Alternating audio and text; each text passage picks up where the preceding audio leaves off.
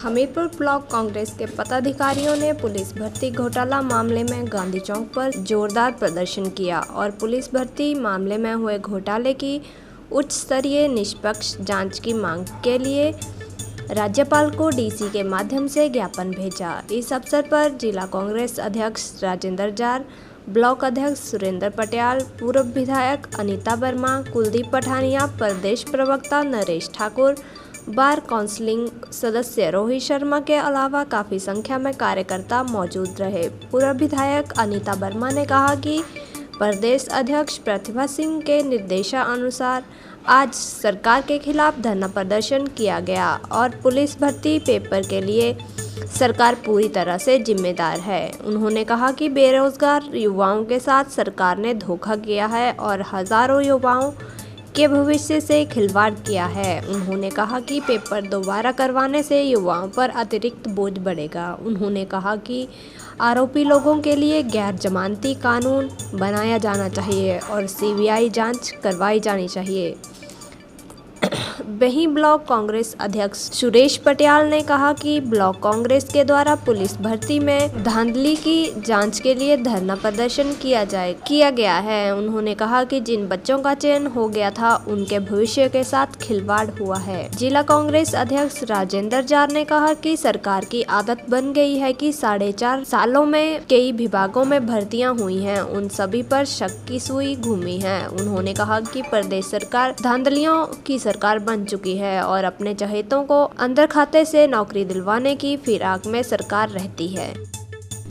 आज का जो प्रदर्शन है ये हमारी जो नई अध्यक्ष बनी है प्रतिभा सिंह जी, उन्होंने आदेश दिए थे कि हर ब्लॉक में एक धरना हो जिसमें अभी जो धांधली हुई थी पेपर लीकेज की पुलिस की भर्ती की, उसके बारे में हमें लोगों को भी बताना है और एक आवाज़ उठानी है हमने, क्योंकि बहुत ज़रूरी है। ये पेपर की लीकेज पहली बार नहीं हुई है, इससे पहले भी हुई है। मुझे तो लगता है ये पेपर लीकेज की ही सरकार है और इनका तरीका लोगों को चुनने का यही है कि पैसे कमाओ और जो बेचारे हमारे नौजवान जो बेरोज़गार हैं, आज वो रोज़गार के लिए तड़प रहे हैं, उनको वैसे ही तड़पाते रहो। बड़े हैरानी की बात है कि 60,000 हमारे जो लड़के थे और कोई 15,000 हमारी जो लड़कियां थीं, उन्होंने इस जो हमारा पेपर था इसमें शिरकत हुई और आज उनको दुख हो रहा है। एक तो इतनी दूर गए पेपर देने, खर्चा हुआ, वहाँ रहने का खर्चा, और ऊपर से अभी ये बोला गया कि ये जो पेपर लीकेज हो गया है, हमने जो कल्प्रिट हैं उनको पकड़ लिया है और हम इस पेपर को फिर से कराएंगे। अब आप सोचो कि उन नौजवानों के ऊपर कितना बोझ पड़ेगा। उन्होंने कैसे कहाँ जाकर अपनी तैयारी की थी, अब फिर उनको तैयारी करनी पड़ेगी। आप उनको रोज़गार देने के बजाय आप उनके ऊपर खर्चा ही डाल रहे हो। और कांग्रेस पार्टी चाहती है कि सीबीआई की इसकी इंक्वायरी हो। आपने एसआईटी तो बना दी, एसआईटी अपने ही लोगों की बनाई है, कोई पता नहीं कि सरकार अपने आप कितनी इसमें सम्मिलित है। तो कल को एसआईटी कितना खोज कर क्या निकालेगी, इस पर हमें संदेह है। तो इसलिए हम चाहते हैं कि सीबीआई की इंक्वायरी हो और इन बच्चों को जस्टिस मिले। प्रदर्शन किया सरकार के खिलाफ। मेन मुद्दा हमारा था जो पुलिस भर्ती में धांधली हुई है और बाद में उसको पूरे के पूरा जो एग्ज़ाम था उसको ही रद्द कर दिया गया। तो उन बच्चों के साथ बड़ा खिलवाड़ हुआ है।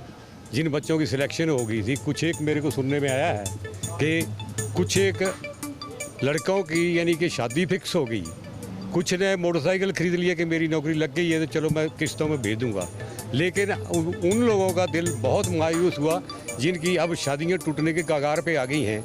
तो इस करके ब्लॉक कांग्रेस कमेटी पुरजोर मांग करती है। आज हमने मेमोरेंडम भी दिया है कि उसमें लिखा है कि जो यानी कि आपकी धांधली हुई है इस पुलिस भर्ती मामले में, उसका या तो रिटायर्ड जज ऑनरेबल हाई कोर्ट के उससे इंक्वायरी कराई जाए या सीबीआई जांच करवाई जाए। एसआईटी की जो इंक्वायरी है वो हमारे को मंजूर नहीं है और अगर सरकार नहीं मानती है तो ये धरना प्रदर्शन ऐसे ही चलते रहेंगे। ये सरकार की आदत बन गई है।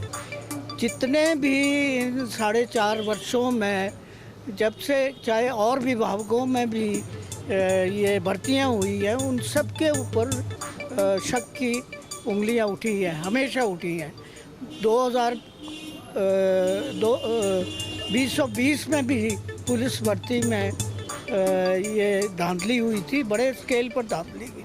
तो ये धांधलियों की सरकार है। भर्तियां इनकी कोशिश रही है कि अपने जो चहेते हैं उनको किसी न किसी तरह से बैकडोर से भर्तियां करवाई जाए, इस तरह के स्कैंडल करके उनका रास्ता खोला जाए, ये उनकी मंशा थी।